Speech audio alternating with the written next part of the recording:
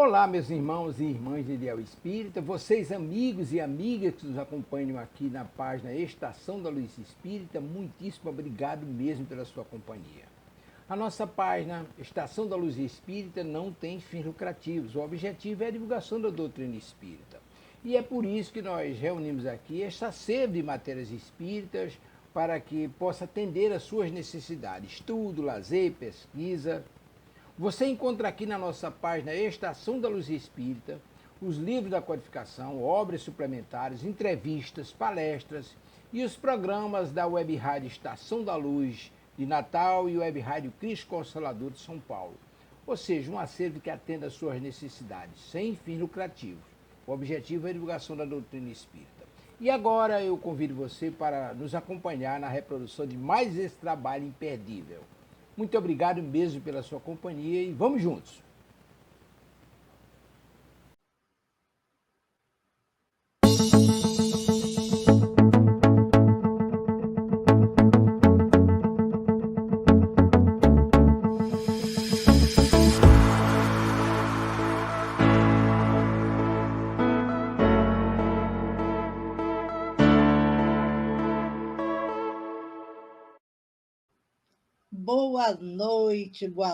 Boa noite a todos que estão aqui ao vivo nesse momento e aqueles que estiverem depois. Bom dia, boa tarde. Hoje eu estou muito feliz porque nós estamos num dia muito especial, no companheirinho de Joana de Ângeles, Francisco de Assis, 4 de outubro. E eu fico muito feliz no dia de Francisco, porque marca para mim datas muito importantes, não, a data é importante, mas muitos acontecimentos felizes. Então, nesse momento, vamos elevar os nossos pensamentos ao Senhor Deus, que é o nosso Pai, de infinito amor e misericórdia. A Jesus, o nosso amigo, nosso irmão maior na espiritualidade. E hoje, como esse dia especial, pedimos a nosso querido Francisco de Assis, o amigo dos animais, da natureza, o amigo querido de Joana de Ângeles, como Clara de Assis. Agradecemos, Senhor, por esse dia maravilhoso, por essa noite, e pedimos que abençoe, em primeiro lugar, a nossa rádio querida, Web Cristo Consolador, que todos possam ser abençoados, que participam dessa rádio, a nossa direção, e pedimos por todos os amigos encarnados, desencarnados, enfim, agradecemos, Senhor, por mais esta oportunidade. Nos abençoe, Senhor, agora e sempre. Bom, sob a égide de Francisco de Assis, nós vamos falar... Oi, Catinha, boa noite, querida. Nós vamos falar de um tema muito complexo. Bonito tema, eu adoro falar e gosto muito desse tema, que são as obsessões. O nome do nosso do trabalho da Joana de hoje, do que ela vai conversar conosco, é perseguições espirituais. Eu considero o tema mais complexo. Oi, Dídima, amor. Estou falando, Dídima, que hoje é dia do nosso Francisquinho de Assis. Oi, Luzia. Eu estou falando, sabe, gente, Dídima e Luzia, que estudam com a gente esse tema tão complexo, que são as obsessões. E o tema de hoje, que Joana traz para a nossa reflexão, chama-se perseguições espirituais. Eu sempre digo que é um tema espinhoso, muitas vezes, porque pessoas se sentem tocadas por esse assunto, porque sempre tem um caso para contar, um acontecimento, um fenômeno nesse quesito obsessão. Quando a Joana nos fala que a morte não é nada mais do que a separação, não é? Do nosso corpo físico, da nossa essência espiritual. Essa dissociação orgânica vai que libertar o espírito, que durante algum tempo, quando ele consegue se desacoplar, ele vai se sentir algum tempo aturdido, confuso, sem saber muito o que está acontecendo, em decorrência dessa circunstância diferente que experimenta. Porque nós aqui, né, eu quando penso nisso, eu fico, nossa, eu não consigo me lembrar como será morrer, né? Como é que será que a gente sai do corpo? Eu fico brincando, porque pareço até assim, uma pessoa estudando isso agora, mas para mim, pelo menos eu sinto que sempre será uma surpresa. Então, eu sempre brinco com o povo, né, com as minhas amigas, com os amigos, que dá um friozinho na barriga, porque é essa sensação de como é que deve ser isso, né? Então, a gente lê e a gente entende, mas vai vivenciar ali na hora que deve dar um medinho, né? Então, ela diz aqui que estamos retidos, e é uma verdade, em hábitos a que nos ajustamos por um período e sentimos-nos fixados às impressões que nos eram comuns e somente a pouco a gente vai se integrando à nova paisagem vibratória, não é? A nova paisagem vibratória. Que isso, onde eu estou, o que eu estou sentindo, do local onde nos encontramos. Especialmente, ela diz uma coisa muito interessante, que é uma verdade, que a gente estuda nos livros, né? Dos nossos queridos Manuel Filomeno de Miranda, André Luiz, autores que falam muito especificamente sobre esses casos, ou causos, não é? Ela diz que ficamos muitas vezes presos aos nossos apegos. As aspirações permanecem e vão nos conduzindo dentro do antigo padrão de comportamento. O que eu entendo disso? Vê se vocês concordam. Saio daquele, né, daquele aturdimento, daquela confusão.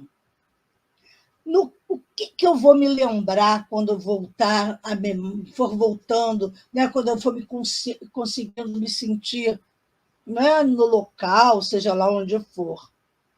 Então, é claro que voltam as nossas sensações antigas, acredito que sim, os apegos, de repente a gente começa a sair da minha casa, dependendo, não é, do desencarne. Ai, eu não. Ué, e a minha casa?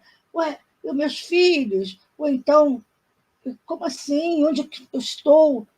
Esse aturdimento vai acontecer e a gente tem lido que sempre vai depender do nosso processo evolutivo. Espíritos menos evoluídos, atrasados, que não têm nenhum conhecimento, realmente é penoso, deve ser muito penoso. Não é que a gente desencarne e vai ser igual a Eurípides Barçanufo ou outros mais aí que saem do corpo e saem, né? Vão já trabalhar, já se encontram com Jesus. Não, pelo menos não é o meu caso, mas não é o caso da maioria.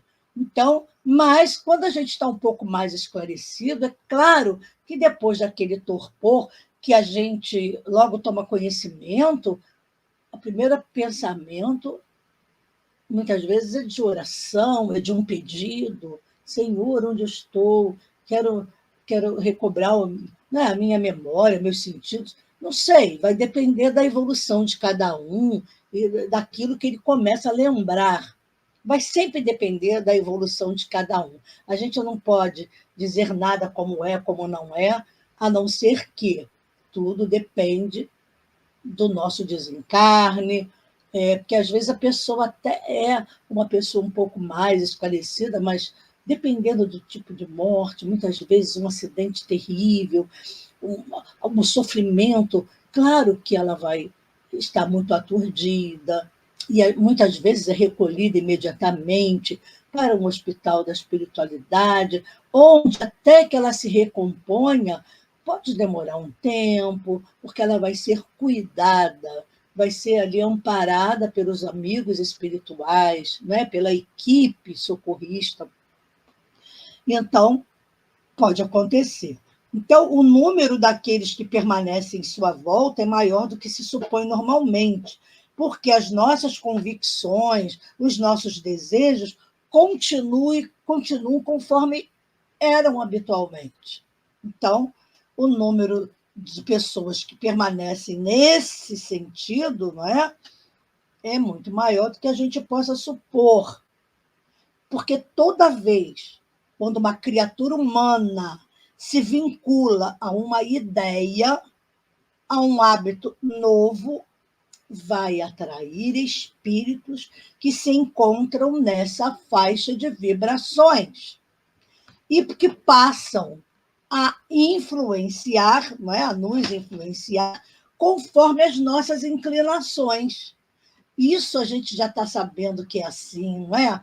A gente, hoje, nós, como espíritas, estudantes do espiritismo, que eu me considero uma estudante, aqueles estudantes que não têm ainda como sair da escola, porque precisa ainda muito de aprender as lições, aqueles detalhes importantíssimos. E esse é um detalhe importante que nós temos que pensar que quem nós vamos atrair, né? Qual o padrão e o tipo de pensamento que nós teremos ou que temos agora e vamos mantê-los porque não mudam de uma hora para outra o nosso comportamento e o nosso modo de pensar. Eu me lembro quando assim, era criança, já jovenzinha, as pessoas tinham o hábito de quando alguém, né, desencarnava, na nossa época a gente dizia, né, quando morria, coitado, se elevava aquela pessoa como se ela agora, depois que ela se foi para os braços do Senhor, ela virou santo ou santa. E a gente tinha, assim, o maior respeito, deve-se ter, claro, mas assim, nossa, que eu me lembro quando eu já participei de algum velório quando criança, eu me lembro minha mãe, minha filha, olha, tem que ter respeito, olha, porque agora ela está com Deus, tá, mas eu não entendia muito como é que era isso, né? A gente morrer e estar com Deus, porque também, gente, eu não tinha a menor noção de Deus, apenas aquela noção que eu tinha como católica. Bom, tendo-se em vista, sim, espíritos, aí dependendo da nossa faixa de vibração, esses espíritos que nós atraímos, porque isso é importante, passam a nos influenciar conforme as nossas inclinações. Então, eu fico pensando de todos esses conselhos que nos são dados, esses alertas que os amigos espirituais nos dão, e isso eu estou bem alerta agora, espero que todos estejam, nesse sentido de quais são as minhas inclinações, o que eu penso, como é que eu preciso me conduzir, de tudo isso que a gente está conhecendo a respeito da nossa doutrina espírita, e sobre Jesus, a sua proposta, o programa que ele... Oi, Carlos, tudo bom, querido? Boa noite. Aliás, eu falei com você, Luzia, querida. Meu amor, desculpe se eu não falei. Dite, eu falei? Olha só, não me lembro mais se eu falei com todo mundo. Bom, mas, de qualquer maneira, a gente tem que pensar no que a gente vai atrair. eu penso que será uma grande decepção aqueles que não têm noção, né? E desencarnam e encontram com os inimigos, com tanta gente que ele não queria mais ver. Né? Então, tendo-se, ela disse que a gente precisa ter em vista a posição moral da Terra. Qual é a posição moral da Terra na escala da evolução? Planeta de provas e expiações. Então, qual é a predominância forte que ainda existe no nosso planeta? A Joana fala que é de perturbados e perturbadores. Eu espero ficar na classe dos perturbados. Não quero ser uma perturbadora. Nesse momento, a predominância de perversos e gozadores. Então, nesse momento, muitos de nós estamos nesse momento de perturbação, de ainda estarmos aqui nesse planeta, muita gente, sem saber nem o que está fazendo aqui. Mas nós já sabemos, olha a nossa vantagem, ser espírita, estudarmos a doutrina, nós já sabemos o que viemos fazer aqui, o que viemos fazer aqui, nesse planeta de provas e expiações. E isso é muito bom, já é uma vantagem, eu acho, sim, daqueles que não sabem nem o que estão fazendo aqui, porque tem gente que diz para mim, a gente conversando, fala assim, sabe de uma coisa? Eu vou te dizer, uma vez alguém me disse, com toda a sinceridade, eu nem sei o que eu estou fazendo. Aliás, eu nem sei porque que eu nasci, como se estivesse dizendo quanta injustiça ter nascido, de estar passando por aquele momento difícil, sim, porque geralmente as pessoas, quando desabafam com a gente, elas não vêm dizer, oh, eu estou tão feliz, como a minha vida está maravilhosa, e isso, não. Ai, como a minha vida é miserável, eu estou sofrendo muito, meu marido me deixou, ou o meu namorado, ou meu filho está assim, meu emprego é uma porcaria. E elas se lamentam, e depois de se lamentarem, elas saem com essas pérolas. Eu nem sei o que eu estou fazendo aqui, nesse mundo, eu não sei por que eu nasci, eu não pedi para. Não pedi para nascer é uma frase assim histórica. Há muita gente eu conheço que diz: eu não pedi para nascer, minha filha. Aí eu falo: você tem certeza? Você acha que se eu pedisse para nascer, eu ia nascer, né, com essa gente, com isso, com aquilo? Fico eu pensando: meu Deus, quanto engano, como a ignorância é triste, porque é uma pessoa perturbada. E, às vezes, é uma pessoa perturbadora, porque acaba sendo perturbadora do ambiente em que está. Porque estamos vinculados ainda a crenças primitivas ou bárbaras, ou mesmo a nenhuma, quando não há adversários. Agora, quando não há adversários individuais ou em grupo, geram desequilíbrios, perturbação. Então, pode sempre haver isso, essas perturbações, esses desequilíbrios, quando estão vinculados a essas crenças primitivas, crenças bárbaras, ou a crença nenhuma, não acreditam em nada absolutamente. Porque cada pessoa, cada um de nós aqui, encarnados e desencarnados, temos a nossa história, não temos? E essa história, ela é individual, ela é única. A gente pode até contar um caso parecido. E eu conheci fulano também que era assim. Mas a história sempre será individual. Para aquela pessoa, o que ela passa, que pode ser até a mesma coisa que o outro, mas aquela história é individual. É dela, de mais ninguém. É ela quem está vivendo o que viveu. Então, os acontecimentos das existências passadas, né, nessas histórias, vai nos conduzir a necessidades de libertação ou expiações. as quais se vinculam às suas vítimas. Então, nós estaremos vinculados àquilo que for da nossa evolução espiritual, ou liberdade, ou libertação, ou expiação. Se foram. Agora, tem uma coisa interessante aqui que é muito bom a gente entender. Se foram perdoados por aqueles aos quais infelicitaram, por exemplo, eu sou perdoada por algo muito grave, e a pessoa que eu infelicitei me perdoou de coração. Nossa, já é uma paz, um grilhão a menos, e eu fico agradecida, né, me arrependi do que fiz. Mas não ficamos livres das consequências dos nossos atos, do meu ato, e sou conduzida à reabilitação. Como assim? Perdoou e você não está livre?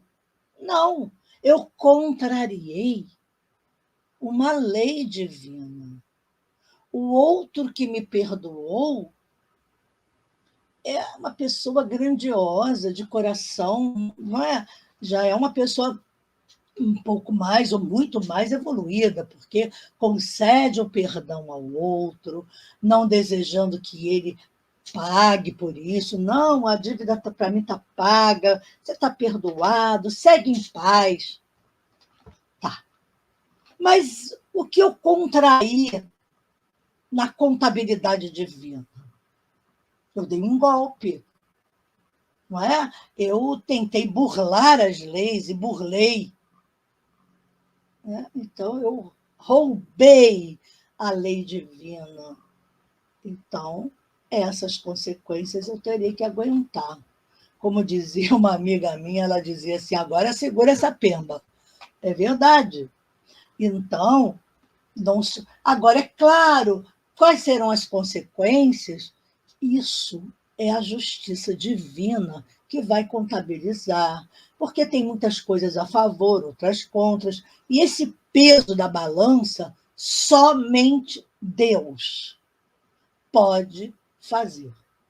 Os amigos espirituais, aquelas equipes maravilhosas de espíritos do bem que estão ali, dos processos reencarnatórios que André Luiz fala tanto, que é tão, não é tão bacana, que a gente sabe que tem essas equipes, eles estão ali obedecendo à lei divina.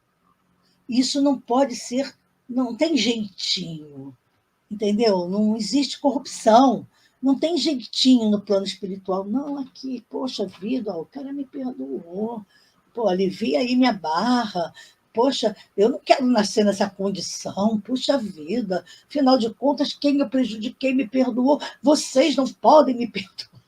Fico imaginando alguma coisa assim. Vamos dizer que a pessoa queira dar uma carteirada lá nos espíritos, né? Os mentores devem ficar olhando para a gente assim: meu filho, minha filha, você contrariou as leis divinas.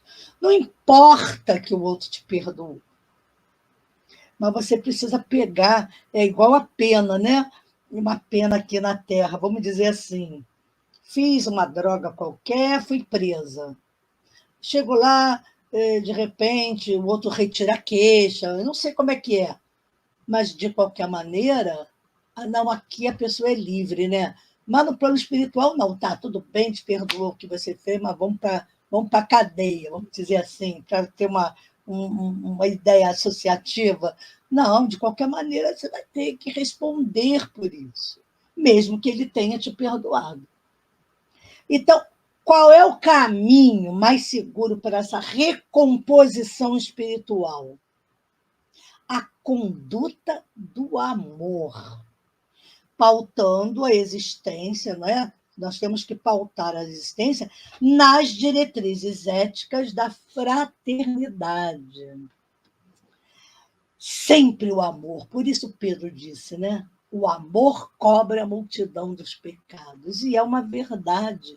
Não há um espírito, um amigo da espiritualidade, encarnado ou desencarnado, que não fale que a grande recomposição espiritual dos nossos delitos, das nossas faltas, é a conduta do amor. E eu vou dizer uma coisa, eu digo sempre para mim mesma, que nós ainda não sabemos, não temos ideia desse amor tão propalado por Jesus. Jesus nos ensinou o tempo todo. Claro que ele deu exemplo de amor o tempo inteiro. Mas por que então a gente ainda não conseguiu seguir exatamente as orientações do Cristo? Por que não nos voltamos para a prática do bem? Porque aqueles que os não perdoaram lutam com afinco para nos dificultar as conquistas dos valores iluminativos e reparadores. Aí está. E quando não perdoam? De qualquer maneira, eu reencarno, né, para cumprir a minha pena, vamos dizer assim, cumprir, né, o meu desiderato. Tudo bem. Mas quando o cara que eu maltratei, que eu fiz mal, ele não perdoa. Então, como ela diz aqui, eles vão nos perseguir com afinco, vão tentar nos dificultar o máximo, dificultar a nossa conquista de valor iluminativo, reparador, porque o espírito, ele congela ele fica congelado na época do que ele passou. E ele não me olha, não nos olha hoje, na personalidade atual. Kátia, Dídima, Luzia. Não, ele só consegue olhar para a Joaquina ou João. Ele olha a personalidade anterior, porque ele ficou preso naquela imagem. Então, quando eles nos veem, tanto que a gente lê e estuda, que eles dizem assim, quando estão muito raivosos, quando são chamados para as desobsessões, né, para os trabalhos de aconselhamento dos irmãos maiores, eles dizem assim, não, ela se disfarçou, está pensando que eu não sei quem é, ela está aí disfarçada, mas ninguém sabe quem é. Eu sei o que fez comigo, eu sei o que é capaz. Mas, meu irmão, você não está vendo que essa pessoa, ela agora tem uma nova vida, ela está tentando se recuperar. Mentira, não acredito, só eu sei o que eu passei. Então, esses irmãos adoeceram, são adoecidos, não aproveitaram a oportunidade, às vezes, de reencarnar, fugiram. Não, eu sei que ficaram desencarnados e a gente reencarnou. E aí, por mais. E a gente luta, e eles vão estar ali, dificultando, colocando uma pedrinha ou um pedregulho no nosso caminho. Agora, que não seja, como diz a Joana, estranhável a sua presença maléfica ao lado dos servidores da ordem e do dever com propósitos infelizes. Quer dizer o que com isso? Nossa, não é? Como pode a gente estar trabalhando, procurando fazer o melhor, fazer o bem, e tem sempre alguém ou alguma coisa com um propósito infeliz para prejudicar, é um fofoqueiro na casa espírita ou no trabalho, ou até em casa, porque também em casa temos, né, os fofoqueiros de plantão, tem aqueles que têm prazer de colocar o pé na tua frente quando você está passando com a bandeja para te derrubar. Então, a luta fica muito grande. Primeiro, a luta contra nós mesmos, contra as nossas tendências e inclinações, contra todos aqueles instintos que ainda temos do homem velho, né? Mas o esforço que a gente está querendo, poxa, caminhar e está aquela casca de bala ali te atormentando. Agora, noutras circunstâncias, ativos em obsessões cruéis, não pretendem mudar de atitude e vão agredir todos aqueles que se lhes colocam em frente. Imaginemos se nós não tivéssemos, quando estamos trabalhando nessa área, já pelo menos um pouquinho melhorados, com a intenção legítima, a gente já sente as rebordosas trabalhar nesse movimento aí, né? das desobsessões. Eles se colocam e covardemente, quando não conseguem atacar o obreiro do bem, vão buscar na família, porque a família nunca é aquela família, tem sempre aquele que é o espírito de porco, é lá que eles vão atacar para atingir aquele que está tentando se soerguer. Então, existem verdadeiras batalhas bem planificadas para impedir que os sentimentos superiores predominem e a paz reine soberana nos corações. Quando a gente entende essas técnicas, essa rede que existe, não é? Quando a gente está estudando esse assunto, que é sensacional, a gente percebe claramente isso. Muita gente desiste do trabalho de obsessão, eu me lembro. Eu não, Cátia, depois que eu me meti nesse negócio aí, nossa, minha vida ficou horrível, não sei o quê. Mas é assim mesmo, não ficou horrível. São os ataques naturais, igual uma guerra. A gente está de um lado, eles estão de, não, mas eu não aguento isso não.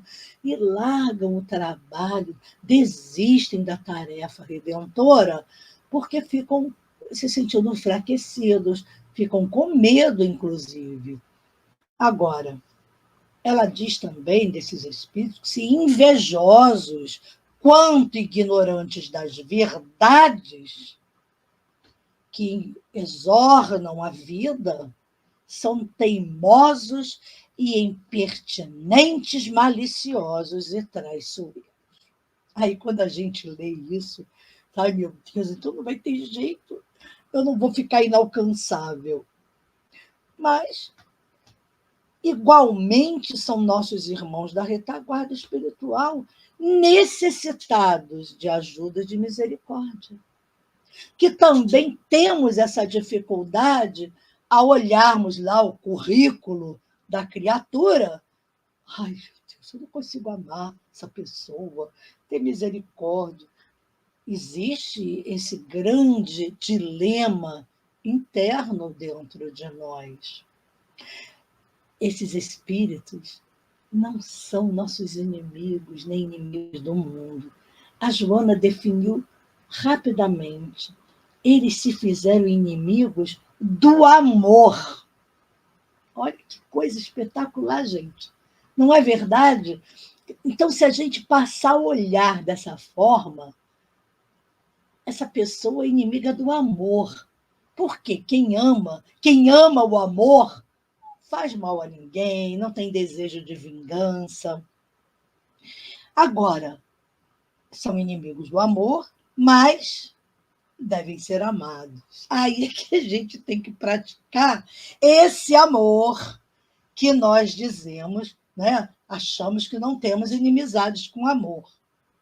Para quê? Temos que amá-los a fim de que eles possam ceder às inclinações, não é? A fim de que cedam às inclinações superiores, que eles cedam essas inclinações superiores, que se encontram adormecidas lá no seu íntimo. Então, nós precisamos cutucá-los, né? Porque todos têm inclinações superiores, só que está dormindo, está lá naquele sono profundo da cegueira, da ignorância espiritual. Então, toda vez, isso aqui ficou assim como de grande significado e um conselho para todos nós. Toda vez quando nos vincularmos a obras que objetivam o progresso pessoal e da sociedade, que trabalham pela evolução dos sentimentos, não te descures da oração, porque ela é fundamental para o êxito de todo e qualquer empreendimento. Mas quando a Joana fala da oração, é do devocional mesmo, daquela oração de todos os dias, assim que acordamos. Entregarmos o nosso dia ao Senhor e procurar praticarmos aquilo que oramos, que aí é a parte mais difícil, porque muitas vezes estarmos ali lendo uma página, ouvindo uma prece e acompanhando essa prece, e as palavras da prece, depois no final a gente já esqueceu tudo e não cumpriu nada, nenhum esforço para fazer.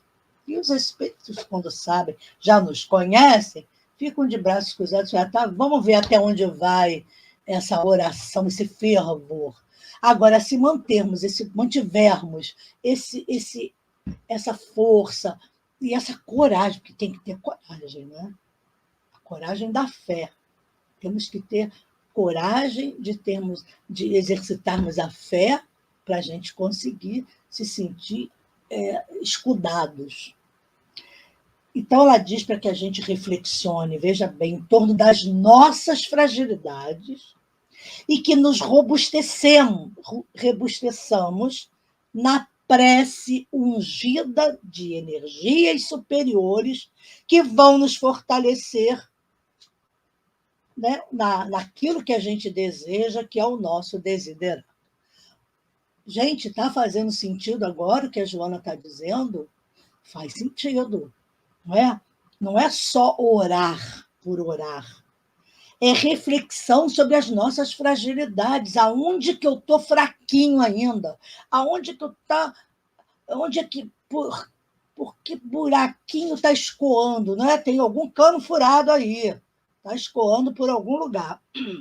Então, ela dá algumas dicas para nós quando ela diz: ser fiel aos objetivos que programas e não te permitas deter nas questões inditosas que surgem repentinamente. Então, não podemos nos desviar. Outra dica que ela dá: tem cuidado com os comentários desairosos e observações desestimuladoras que vão se avolumando em toda parte. Não façamos parte disso. Faze silêncio. Né? Quando não puderes auxiliar alguém que, infelizmente, não possui forças morais para prosseguir com a elevação, mas não aumentes o coro dos acusadores perversos e inúteis. Não façamos parte disso. Tenhamos em Deus a certeza que nós não vamos coadunar com essas pessoas inúteis e perversas. Não fazemos mais parte disso. Evita a valorização do ego. Do ego, esse ego, gerador da vaidade, da presunção. Insista nos propósitos que abraçamos. Não deixemos nos assim, amargurar, deixar que as nossas forças, sabe, sejam debilitadas por tudo isso, porque às vezes parece que a gente está enxugando gelo. Eu sei disso. Não te permitas desanimar ante a agressão de outros companheiros que se comprazem em criar embaraços para aqueles que lhes não subordinam na ociosidade e nos pantanais da indignidade moral e não acreditam nos demais que são portadores de ideais e de vida. Olha quantas barreiras nós precisamos superar. Não tenhas pressas em alcançar os resultados almejados e aprende a confiar em Deus, especialmente nos momentos difíceis, porque é muita presunção nossa alcançar logo. Mal a gente se acha bonzinho, a gente já quer ter sucesso. Não. Aí é que começam as verdadeiras provas. Diante de algum insucesso que te produza sofrimento, entende que apraz ao Senhor essa realização diferente de como a estás realizando. Repete a boa ação tantas vezes quantas te façam exigíveis com o entusiasmo da primeira tentativa. Porque no início a gente vai todo feliz, depois a coisa vai tascando. Aí a gente titubeia, balança. Não, tudo bem, a gente pode até balançar, mas não pode cair. Tem que ser igual bambu. Enverga, mas não quebra. Então, como ela diz, vamos repetir, com o mesmo entusiasmo. Cada vez que balançar, a gente repete, a gente insiste e não desiste, porque é isso que tem acontecido dentro do movimento espírita, dos movimentos de amor, de trabalho com o próximo, do exercício do amor ao próximo. As pessoas desistem na primeira derrota, já desanimam, acham que não dá, tem muita fofoca, tem muito disse-me-disse. Nossa, como é que pode fazer isso estando dentro desse movimento? E vai julgar e fica ali reclamando, ao invés de, como ela diz aqui, repetir com o mesmo entusiasmo, continuar no trabalho. Outra coisa que é muito importante, que eu já vi acontecer, e eu não vou te dizer que já lá nos tempos antigos, quando eu ainda era mais tapada do que eu sou, nunca te rebeles com os teus perseguidores. Quando a gente está começando ainda a aprender no beabá do beabá, nem tinha ainda estudado o André Luiz, nem Manuel Filomeno, quando diziam já assim, mas tem que ter cuidado, porque isso aqui são uns espíritos perturbados. Eu me rebelava. Que isso? Não pode. Como é que pode esses espíritos? Aí ela diz aqui, nunca te rebeles contra eles, os nossos perseguidores. Eles não sabem o que estão fazendo. Outrora eu diria, sabe sim, claro que sabe. Não, Jesus não disse isso. Senhor, Pai, perdoai-os. Eles não sabem o que fazem. Jesus já tinha esse entendimento, claro. Mas muitas vezes nós dizemos assim, quando ouvimos a frase de Jesus, poxa vida, quando ele pede ao Pai que os perdoe porque eles não sabem o que estão fazendo, isso tem um sentido profundo. Isso é filosófico pensar nisso de maneira profunda. Não sabem o que fazem. Como assim? Como é que é esse entendimento do bem e do mal, do que está certo e do que está errado? Como é que não sabem? A ignorância do conhecimento faz com que façamos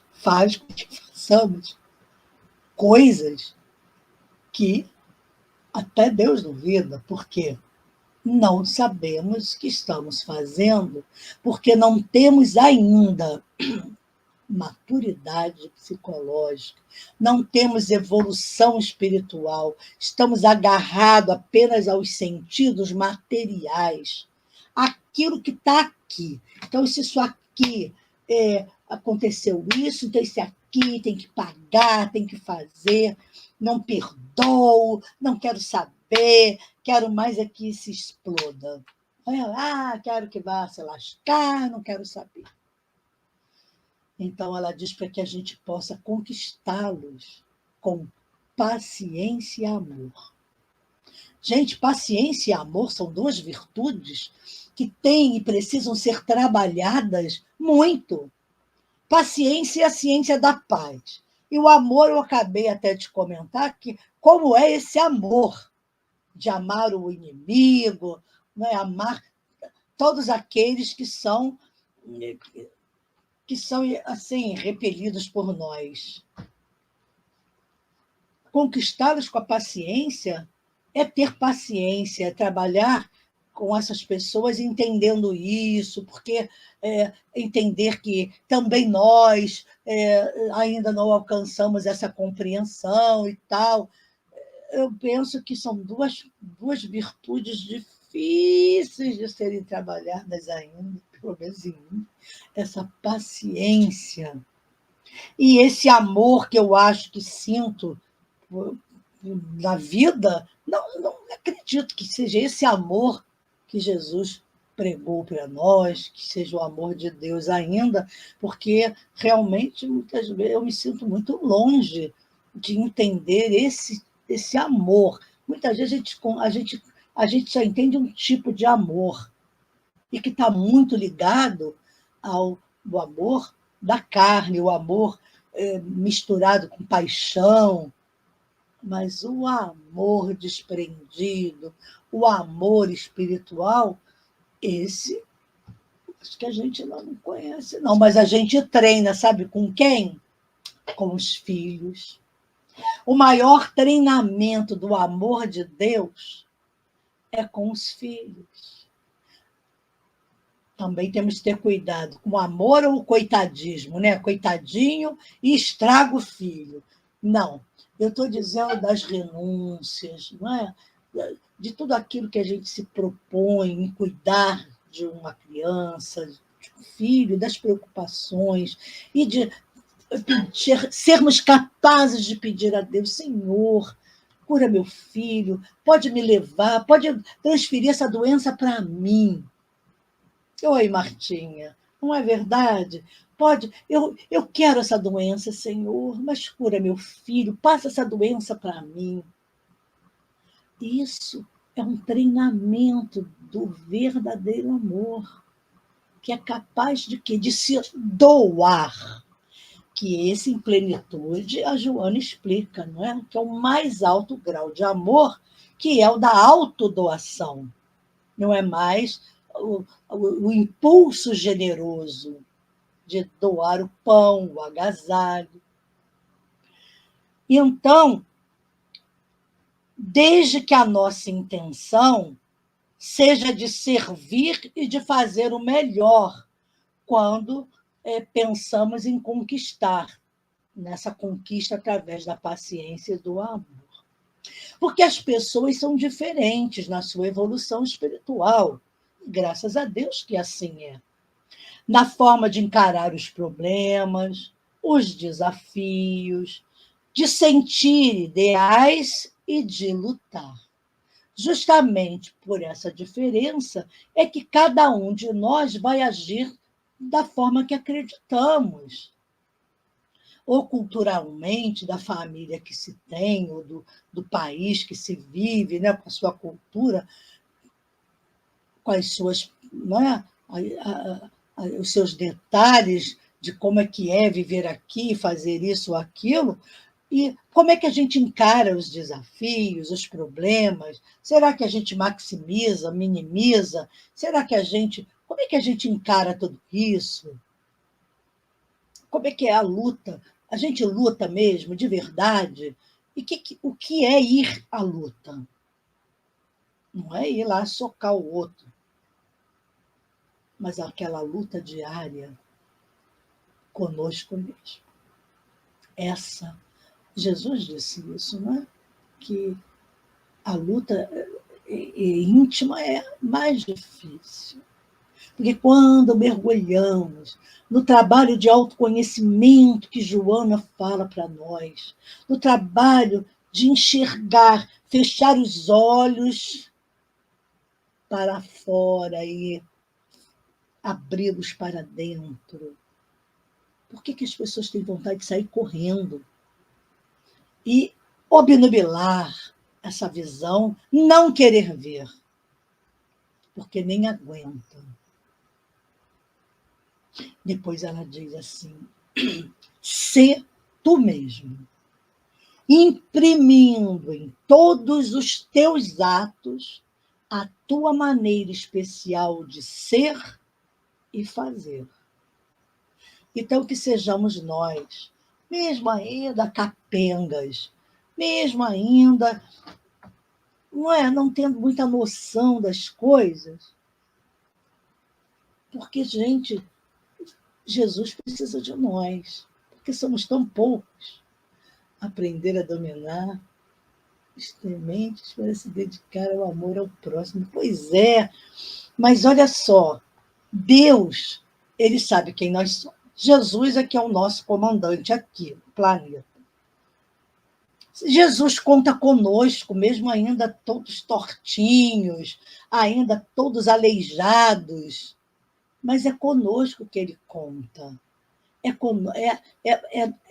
Ele espera por nós, e isso é uma grande honra, sabermos que somos amados incondicionalmente. Jesus nos ensinou que é o amor incondicional de Deus, porque também não temos noção dessa incondicionalidade, porque ainda hoje surgem dúvidas: por que isso, por que aquilo? Por mais que a gente ache que compreende. Então, se alguém nos serve de modelo, devemos nos lembrar que também essa pessoa que nos serve de modelo tem outro que também serve de exemplo. E aí, serve de exemplo, de guia, sendo falível também como nós. Eu sigo fulano, mas fulano segue também um guia, alguém que o oriente, que também é falível, porque nós estamos aqui nesse planeta.